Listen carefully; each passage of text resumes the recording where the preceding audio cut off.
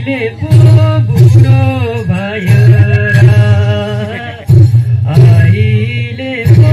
बुढो भयो र 16 वर्षे उमेरैमा मै पनि